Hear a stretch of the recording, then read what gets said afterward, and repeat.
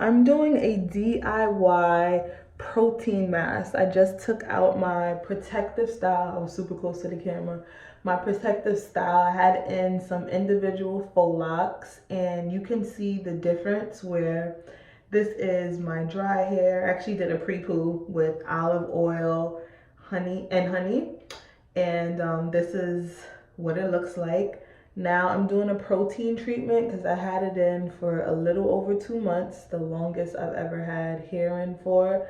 This is with mayonnaise, honey again, coconut oil, and 1 egg. And oh my gosh, just look at the luster. Look how popping my curls are. I'm just in love. I'm like, woo, love it, love it, love it. It feels soft, light. I can go through it, making sure I hit the end. So I just wanted to do a quick video to show you what it looks like.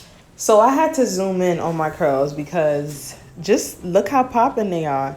Super duper amazing. You can see my curl pattern there. It's very shiny, light. I mean, I'm just so in love with them.